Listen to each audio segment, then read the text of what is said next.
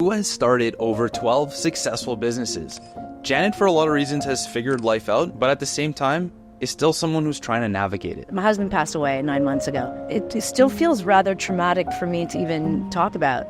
We interviewed Janet and posted short snippets of her videos on Instagram, and those videos have gone millions of views worldwide. So today we are sharing the extended version of Janet's greatest life lessons and experiences that I guarantee will change the way you look at your life.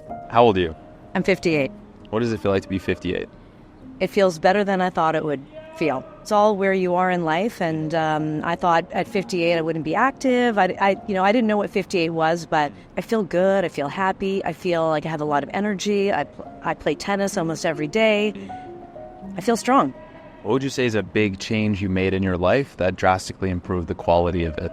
Not caring what other people think. When did that come? Well, I didn't live a typical life. When I was 18, I moved to Italy on my own. I just kind of led my own life to my own rules. And I had a lot of feedback that I should, fit in society's rules. Never got a high school diploma. But then I went on to go to university. So I just did things in my way. And sometimes I cared about what people said to me. You're not going to make everyone happy. So why bother? And you have to be true to yourself. What do you do for a living? I own restaurants, 10 restaurants or 12 restaurants in Toronto. It's good when you lose count of how many businesses you have. 12 restaurants in Toronto and 2 restaurants in LA. Amazing. So you were talking about, people want you to go down this conventional path. Did you ever end up doing that? I mean, going to university was pretty conventional, and I got the message from society because I was a high school dropout that I needed that. And so I was figuring out kind of like, okay, society, parents, you want me to go to university? I'm going to do this. And I went later in life and I ended up being a straight A student and valedictorian. And then I went on to do my master's degree in business. So I fell into that, but I thought it was a little bit, of a joke that I had to do this. Read some books, take a test, and now society is going to praise you. Yeah. I thought right.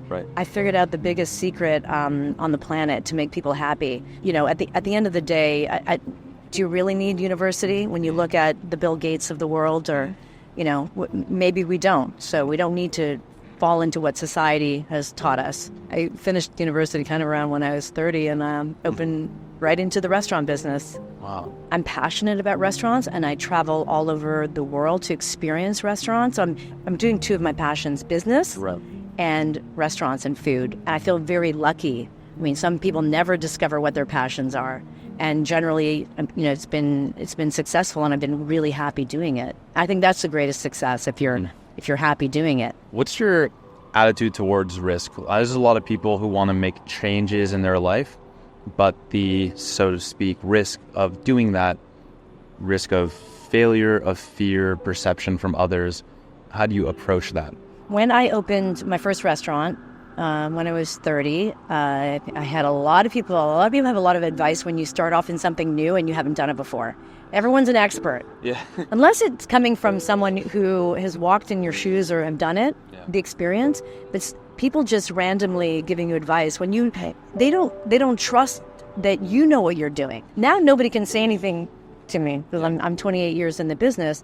But for people starting off, you get a lot of people giving their opinions. But one opinion that I had pushed my way was, this is too risky and you're going to lose everything. And what I had to say to everyone was, I have nothing. There's nothing here to lose. I had a bit of money that I rolled into this restaurant. Yeah. And I was like, it's not that much. And if I lose it, I'm going to start over again. When it depends on what do you have to lose? What stage of your life are you at? Yeah. I think there's times to take bigger risks. Other times, you want to put the kids through college. Maybe it's not time to start rolling some dice.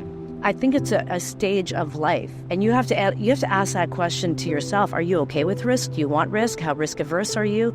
It's such an individual journey. Right. But in the beginning, when you start something, what do you have to lose? Nothing. Yeah. Even to that point, I find that's a limiting way of thinking. What do I have to lose? Meaning money, this or that. Well, okay, what do you have to lose by not taking that risk? People often think, what do I have to lose by taking the risk? What do you have to lose by not taking it? That pressure that you now have inside your head, that dissatisfaction with yourself, all the regrets, all the what if, that's a lot to bear. And a lot of the time we don't think about that. We think about what happens if I take the risk and it doesn't work. But what happens if you don't take it? Life is going to be over like that. You cannot believe how fast time goes by. People will not believe it. And it's like, you're going to snap your fingers, your life is going to be over. Live your best life. And what your life is, I don't know what's going to make you happy. And you may not know what's going to make you happy until you do your work. Do your work, get clear, what do you want in this, fabulous life that we get to make a choice every single day. You better figure out your own life. No one's going to help you. No one's out there going to serve you your life on a platter. I think just like simplifying these things, I think we overcomplicate a lot of the whole figuring my life out business. I agree. And if you can simplify it down to what do I do in the morning, what do I do during the day, in the afternoon, at night, that really gives you a lot of clarity. Yeah. If you are someone in a situation like this, but you want to be doing things like this, and this, I highly recommend you grab a copy of our goal setting journal. In just 3 parts, this journal will help you figure out your ideal life, turn that into specific, measurable, and achievable goals, and then build the discipline and structure you need to achieve all of your biggest dreams in just 6 months. Now, because it's the holiday season, we are giving away over $1,500 of free bonuses for the first 100 people who click the link below and grab one. So if you're someone who wants to take the next step to upgrading your life, just like Janet has been able to do, click the link below. 28 years in the business, Kit. You today, knowing everything you know, if you were to go back in time to your 30-year-old self when you just got into this business and gave her advice to get where you are faster, what would that advice be? I would say there's no need to go faster. Build that foundation.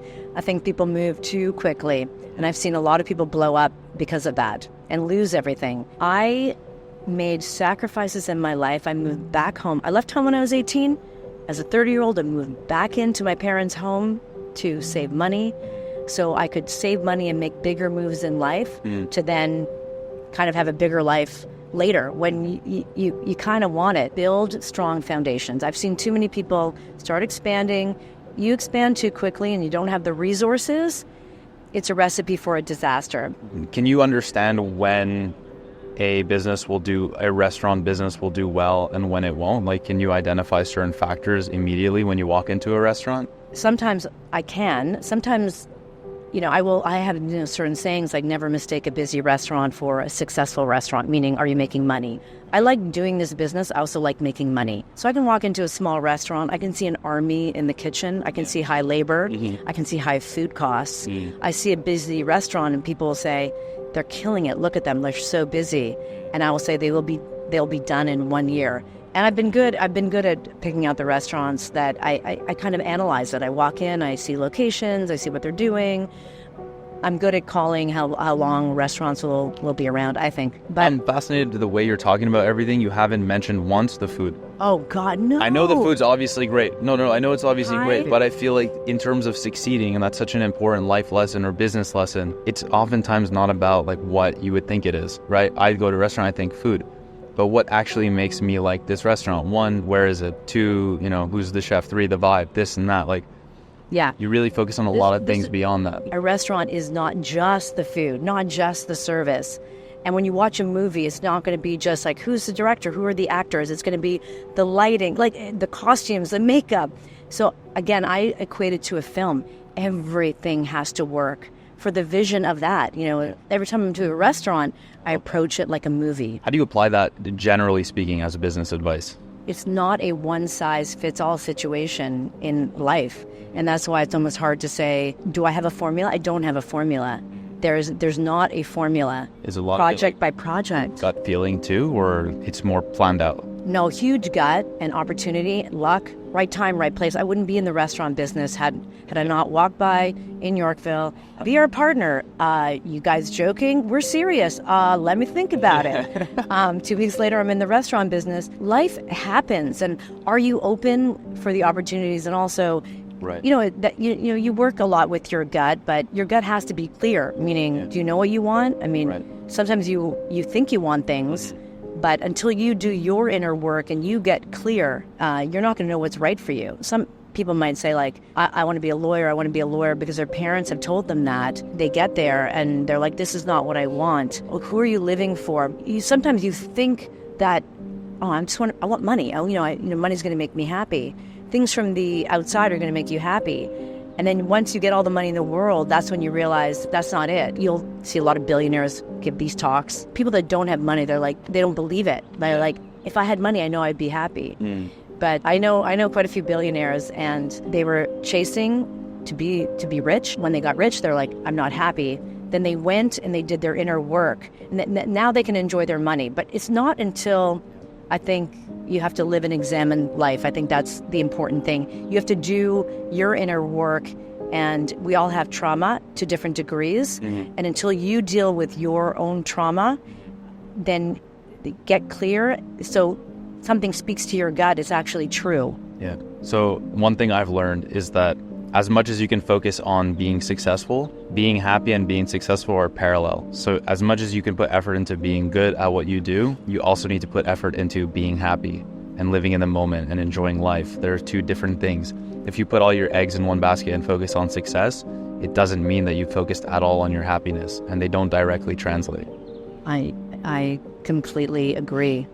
And I think there's a key to life, and that's being present. Be present every moment of your life. Everything's easier said than done, and depending on, your privileges, really. I feel very privileged. I was born in Canada, and most people don't realize that. They don't.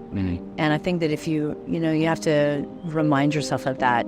We live where we have too many choices, maybe. And, you're born in another place where you have to just feed your kids. You don't have the problems that we have. We have privilege. I think we have too much choice, and I think we have too many wants. And I think also another key to happiness is want less. Want less. What has been a big mistake or a failure? You're waiting for that one. Oh, ow. It hurts. It actually physically hurts. Failure, I had a big, huge failure. What is? Yeah. Tell me.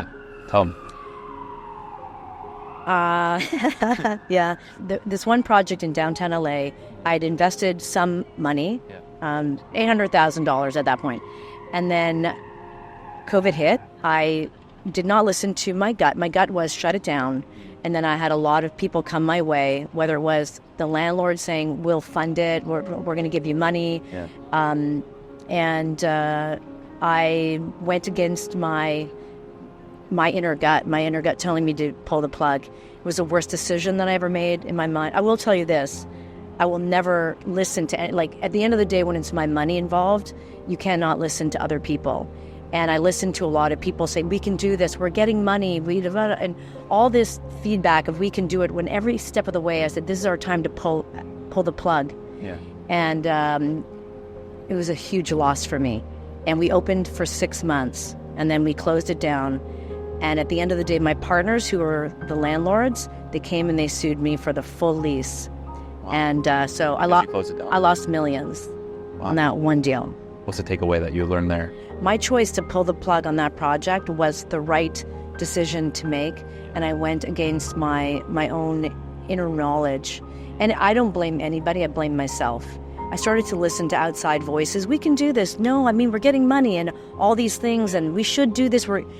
Somebody handing you money, and it still feels rather traumatic for me to even talk about. It still hurts, that failure. When it's your own money, and you feel it, you gotta go with that, and I knew better, and I paid dearly for that. I'm still paying for it. That's why I feel it. Is your appetite for, not appetite for failure, but your attitude towards it different now that you're no longer perfect? Well, I want to go back to being perfect. Being perfect is so much better. Understandable.